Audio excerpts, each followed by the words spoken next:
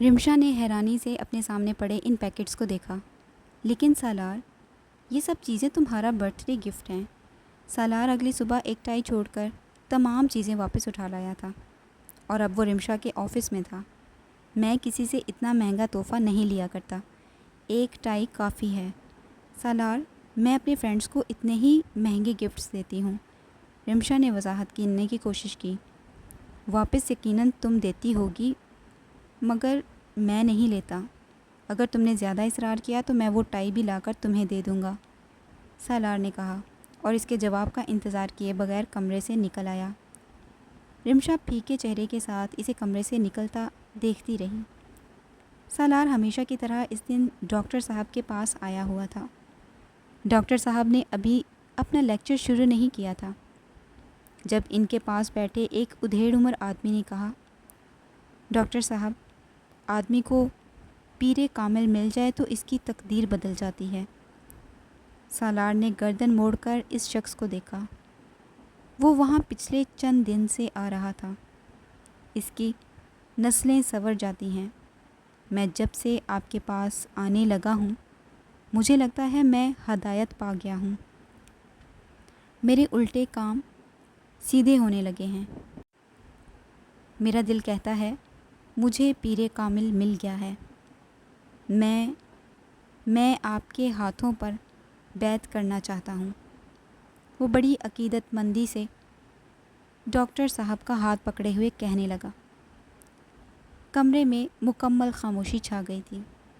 Doctor صاحب نے نرمی سے اس شخص کے ہاتھ پر تھپکی دیتے ہوئے اپنا ہاتھ چھڑا لیا۔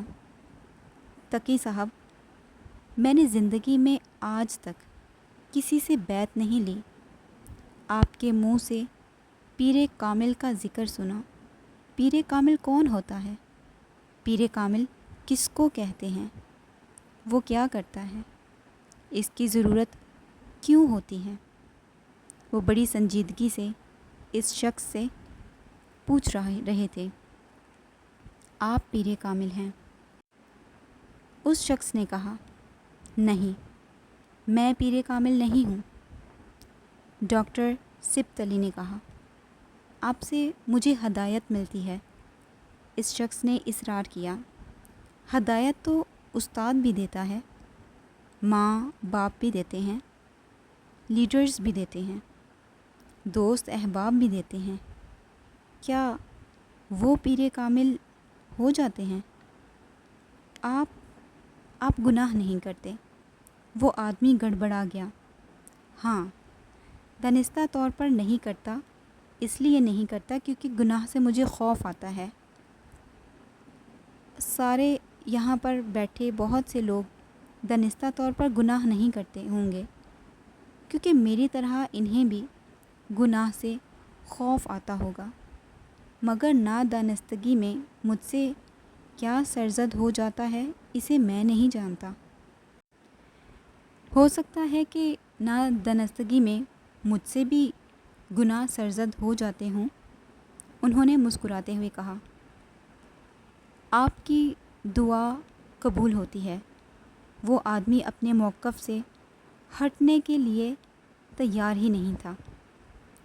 دعا تو ماں باپ کی بھی قبول ہوتی ہے، مجبور اور مظلوم کی بھی قبول ہوتی ہے، اور بھی بہت سے لوگوں کی قبول ہوتی ہے، لیکن آپ کی تو ہر دعا قبول ہو جاتی ہے، اس نے اصرار کیا۔ ڈاکٹر سبت علی صاحب نے انکار میں سر ہلایا۔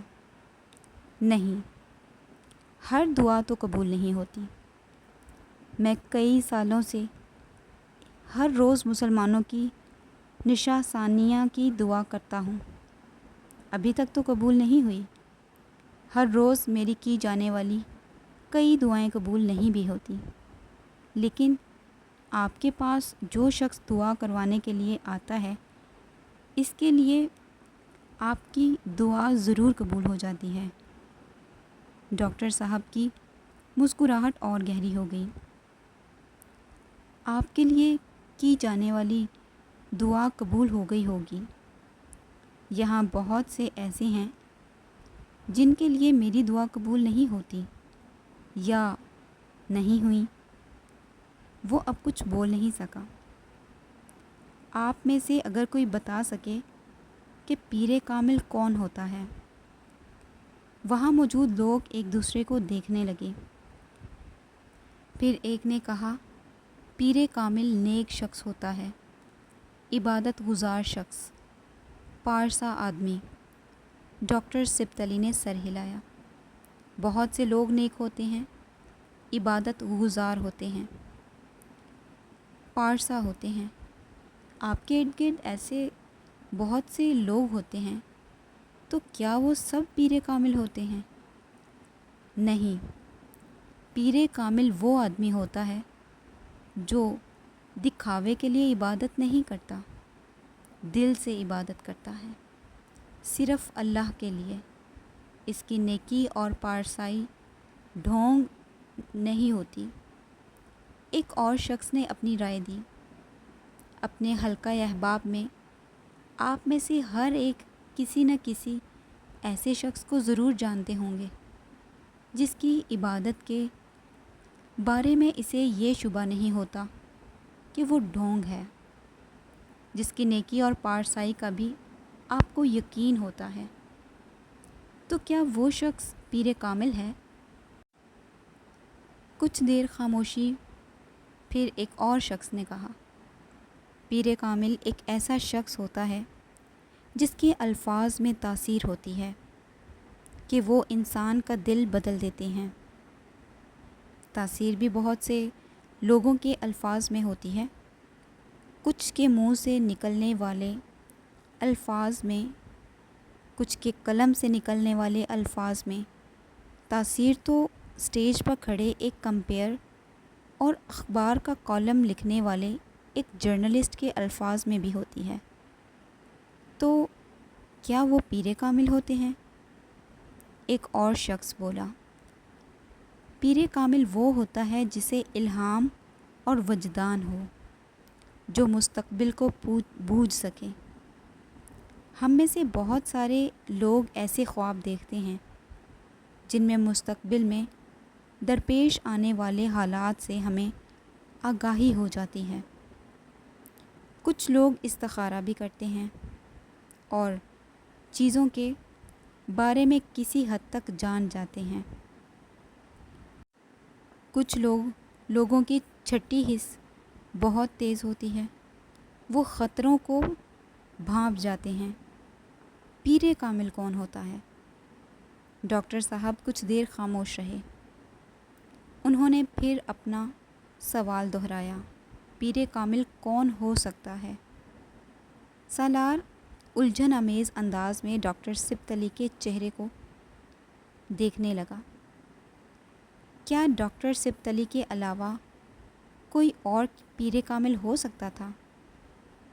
اور اگر وہ نہیں تھے تو پھر کون تھا اور کون ہو سکتا ہے؟ وہاں بیٹھے ہوئے لوگوں کے دل و دماغ میں ایک ہی گونج تھی۔ ڈاکٹر سبتلی ایک ایک کا چہرہ دیکھ رہے تھے، پھر ان کے چہرے کی مسکراہٹ آہستہ آہستہ معدوم ہو گئی۔ پیر کامل میں کاملیت ہوتی ہے۔ کاملیت ان تمام چیزوں کا مجموعہ ہوتی ہے جو آپ کہہ رہے ہیں۔ پیر کامل وہ شخص ہوتا ہے جو دل سے اللہ کی عبادت کرتا ہے، نیک اور پارسا ہوتا ہے۔ اس کی ہر دعا قبول ہوتی ہے، اس حد تک جس حد تک اللہ چاہے۔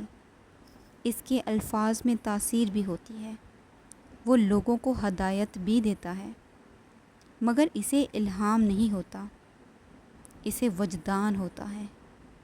وحی اترتی ہے اس پر، اور وحی کسی عام انسان پر نہیں اترتی، صرف پیغمبر پر اترتی ہے۔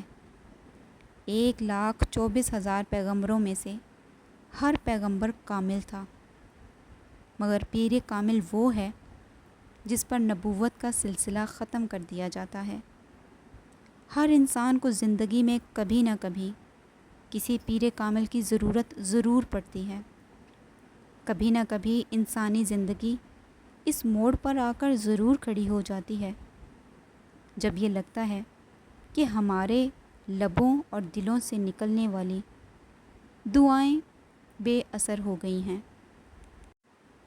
ہمارے سجدے اور ہمارے پھیلے ہوئے ہاتھ رحمتوں اور نعمتوں کو اپنی طرف موڑ نہیں پا رہے۔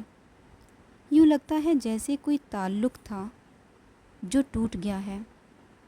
پھر آدمی کا دل چاہتا ہے اب اس کے لیے کوئی اور ہاتھ اٹھائے، کسی اور کے لب اس کی دعا اللہ تک پہنچائیں، کوئی اور اللہ کے سامنے اس کے لیے گڑ گڑائے، کوئی ایسا شخص جس کی دعائیں قبول ہوتی ہوں، جس کے لبوں سے نکلنے والی التجائیں اس کے اپنے لفظوں کی طرح واپس نہ موڑ دی جاتی ہوں۔ پھر انسان پیر کامل کی تلاش شروع کرتا ہے، بھاگتا پھرتا ہے دنیا میں کسی ایسے شخص کے لیے جو کاملیت کی کسی نہ کسی سیڑھی پر کھڑا ہو۔ پیر کامل کی یہ تلاش انسانی زندگی کے ارتقاء سے اب تک جاری ہے۔ یہ تلاش، وہ خواہش جو اللہ خود انسان کے دل میں پیدا کرتا ہے۔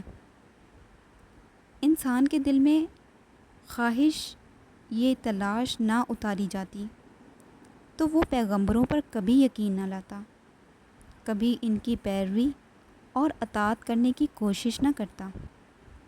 پیر کامل کی یہ تلاش ہی انسان کو ہر زمانے میں اتارے جانے والے پیغمبر کی طرف لے جاتی رہی۔ پھر پیغمبروں کی مبعوثت کا یہ سلسلہ حضرت محمد صلی اللہ علیہ وسلم کے ساتھ ختم کر دیا گیا۔ آپ صلی اللہ علیہ وسلم کی امت کے لیے آپ صلی اللہ علیہ وسلم کے اور کے بعد کسی اور پیر کامل کی گنجائش نہیں رکھی گئی۔ کون ہے جسے اب یا آئندہ آنے والے زمانے میں حضرت محمد مصطفیٰ صلی اللہ علیہ وسلم سے بڑھ کر کوئی مقام دیا جائے؟ کون ہے جسے آج یا آئندہ آنے والے زمانے میں کسی شخص کے لیے حضرت محمد صلی اللہ علیہ وسلم سے بڑھ کر کاملیت دے دی جائے؟ کون ہے جو آج یا آئندہ آنے والے زمانے میں کسی شخص کے لیے حضرت محمد صلی اللہ علیہ وآلہ وسلم سے بڑھ کر شفاعت کا دعویٰ کر سکے؟ جامد اور مستقل خاموشی کی صورت میں آنے والا نفی میں یہ جواب ہم سے صرف ایک سوال کرتا ہے، پیر کامل صلی اللہ علیہ وسلم کو چھوڑ کر ہم دنیا میں اور کس وجود کو کھوجنے نکل کھڑے ہوئے ہیں؟ پیر کامل صلی اللہ علیہ وسلم کی بیعت شدہ ہوتے ہوئے ہمیں دوسرے کسی شخص کی بیعت کی ضرورت رہ گئی ہے؟ یہ پیر کامل صلی اللہ علیہ وسلم کے راستے پر چلنے کے بجائے ہمیں دوسرا کون سا راستہ اپنی طرف کھینچ رہا ہے؟ کیا مسلمانوں کے لیے ایک اللہ، ایک قرآن، ایک رسول اللہ صلی اللہ علیہ وسلم اور ان کی سنت کافی نہیں؟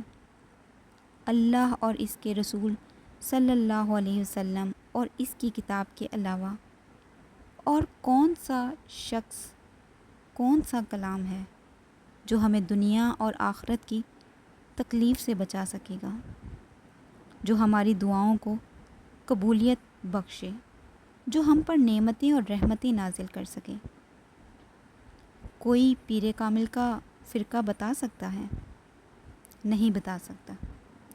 ڈاکٹر سبت علی کہہ رہے تھے، وہ صرف مسلمان تھے، وہ مسلمان جو یہ یقین رکھتے تھے کہ اگر وہ صراط مستقیم پر چلیں گے تو وہ جنت میں جائیں گے، اس راستے سے ہٹیں گے تو اللہ کے عذاب کا نشانہ بنیں گے۔ اور صراط مستقیم وہ راستہ ہے جو اللہ اپنے پیغمبر صلی اللہ علیہ وسلم کے ذریعے قرآن پاک میں بتاتا ہے۔ صاف دو ٹوک اور واضح الفاظ میں وہ کام کریں جس کا حکم اللہ اپنے رسول محمد صلی اللہ علیہ وسلم کے ذریعے دیتا ہے، اور اس کام سے رک جائیں جس سے منع کیا جاتا ہے۔ اللہ، حضرت محمد صلی اللہ علیہ وسلم اور قرآن کسی بات میں کوئی ابہام نہیں رکھتے۔ قرآن کو کھولیے، اگر اس میں کہیں دو ٹوک اور غیر مبہم الفاظ میں کسی دوسرے پیر کامل یا پیغمبر کا ذکر ملے تو اس کی تلاش کرتے رہیے، اور اگر ایسا کچھ نظر نہیں آتا تو پھر صرف خوف کھائیے کہ آپ اپنے پیروں کو کس دلدل میں لیے جا رہے ہیں، اپنی 50-60 سالہ زندگی کو کس طرح اپنی زندگی کی تباہی کے لیے استعمال کر رہے ہیں، کس طرح خسارے کا سودا کر رہے ہیں۔ ہدایت کی تلاش ہے، قرآن کھولیے، کیا ہے جو وہ آپ کو نہیں بتا دیتا؟ وہ آپ کو معصوم، انجان اور بے خبر نہیں رہنے دیتا، آپ کا اصل آپ کے منہ پر دے مارتا ہے۔ کیا اللہ انسان کو نہیں جانتا ہوگا، اس مخلوق کو جو اس کی اربوں کھربوں تخلیقات میں سے ایک ہے؟ دعا قبول نہیں ہوتی تو آسرے اور وسیلے تلاش کرنے کی بجائے صرف ہاتھ اٹھا لیجئے، اللہ سے خود مانگیں، دے دے تو شکر کریں، نہ دے تو صبر۔ مگر ہاتھ آپ خود ہی اٹھائیں۔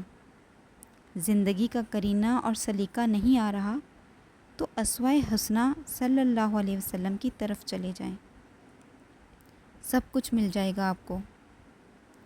احترام ہر ایک کا کریں، ہر ولی کا، ہر مومن کا، ہر بزرگ کا، ہر شہید کا، ہر صالح کا، ہر پارسا کا، مگر اپنی زندگیوں میں ہدایت اور رہنمائی صرف حضرت محمد صلی اللہ علیہ وسلم سے لیں، کیونکہ انہوں نے آپ تک اپنے ذاتی احکامات نہیں پہنچائے، جو کچھ بتایا وہ اللہ کا نازل کردہ ہے۔ ڈاکٹر سبط علی کون ہے؟ کیا ہے؟ کون جانتا ہے اسے؟ آپ کے علاوہ چند سو لوگ، چند ہزار لوگ، مگر جس پیر کامل صلی اللہ علیہ وسلم کی بات میں کر رہا ہوں، انہیں تو 1 ارب کے قریب لوگ اپنا روحانی پیشوا مانتے ہیں۔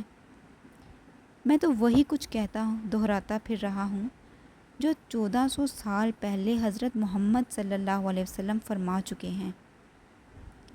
کیا نئی بات کہی میں نے؟ ڈاکٹر سبط علی خاموش ہو گئے۔ کمرے میں موجود ہر شخص پہلے ہی خاموش تھا۔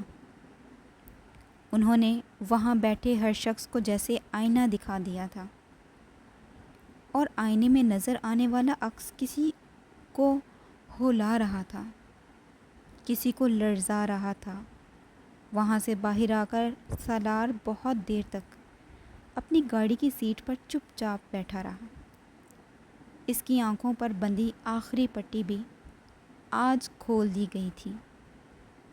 کئی سال پہلے جب امامہ ہاشم سوچے سمجھے بغیر گھر سے نکل پڑی تھی تو وہ اس لگن کو سمجھ نہیں پایا تھا۔ اس کے نزدیک وہ حماقت تھی۔ بعد میں اس نے اپنے خیالات میں ترمیم کر لی تھی۔ اسے یقین آ گیا تھا کہ کوئی بھی واقعی حضرت محمد صلی اللہ علیہ وسلم کی محبت میں اس حد تک گرفتار ہو سکتا ہے کہ سب کچھ چھوڑ دے۔ اس نے اسلام کے بارے میں جاننا شروع کیا تو اسے پتہ چلا صحابہ کرام رضی اللہ عنہ بھی اسی طرح کی قربانیاں دیا کرتے تھے۔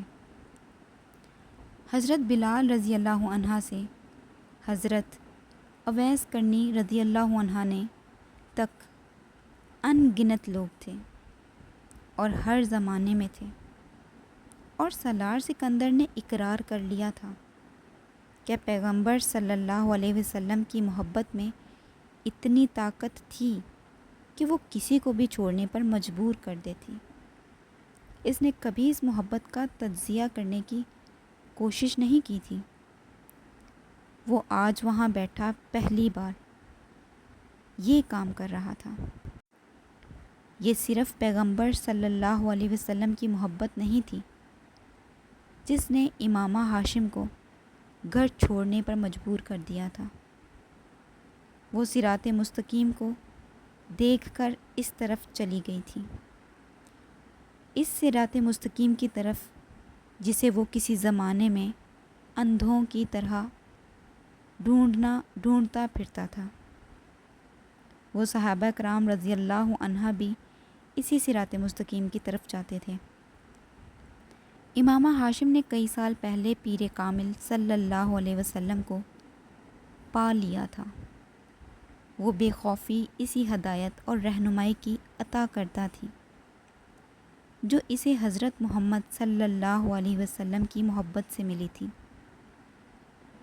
وہ آج تک پیر کامل صلی اللہ علیہ وسلم کو خود شناخت نہیں کر پایا تھا، اور امامہ ہاشم نے ہر کام خود کیا تھا، شناخت سے اطاعت تک۔ اس کو سالار سکندر کی طرح دوسروں کے کندھوں کی ضرورت نہیں پڑی۔ سالار سکندر نے پچھلے 8 سالوں میں امامہ ہاشم کے لیے ہر جذبہ محسوس کیا تھا، حقارت، تضحیک، پچھتاوا، نفرت، محبت، سب کچھ۔ مگر آج وہاں بیٹھے پہلی بار اسے امامہ ہاشم سے حسد ہو رہا تھا۔ تھی کیا وہ؟ ایک عورت، ذرا سی عورت، آسمان کی حور نہیں تھی۔ سالار سکندر جیسے آدمی کے سامنے کیا اوقات تھی اس کی؟ کیا میرے جیسا آئی کیو تھا اس کا؟ کیا میرے جیسی کامیابیاں تھیں اس کی؟ کیا میرے جیسا کام کر سکتی تھی وہ؟ کیا میرے جیسا نام کما سکتی تھی وہ؟ کچھ بھی نہیں تھی وہ، اور اس کو سب کچھ پلیٹ میں رکھ کر دیا، اور میں جس کا آئی کیو لیول 150 پلس ہے، مجھے سامنے کی چیزیں دیکھنے کے قابل نہیں رکھا۔ وہ اب آنکھوں میں نمی لیے اندھیرے میں ونڈ اسکرین سے باہر دیکھتے ہوئے بڑبڑا رہا تھا۔ مجھے بس اس قابل کر دیا کہ میں باہر نکلوں اور دنیا فتح کر لوں، وہ دنیا جس کی کوئی وقت ہی نہیں ہے۔ اور وہ رک گیا۔ اسے امامہ پر غصہ آ رہا تھا۔ 8 سال پہلے کا وقت ہوتا تو وہ اسے بچ کہتا، تب امامہ پر غصہ آنے پر یہی کہا کرتا تھا، مگر 8 سال کے بعد آج وہ زبان پر اس کے لیے گالی نہیں لا سکتا تھا۔ وہ امامہ ہاشم کے لیے کوئی برا لفظ نکالنے کی جرت ہی نہیں کر سکتا تھا۔ صراط مستقیم پر خود سے بہت آگے کھڑی اس عورت کے لیے کون زبان سے برا لفظ نکال سکتا تھا؟ اپنے گلاسز اتار کر اس نے اپنی آنکھیں مس لیں۔ اس کے انداز میں شکست خوردگی تھی۔ پیر کامل صلی اللہ علیہ وسلم، صراط مستقیم۔ 8 سال لگے تھے، مگر تلاش ختم ہو گئی تھی، جواب مل چکا تھا۔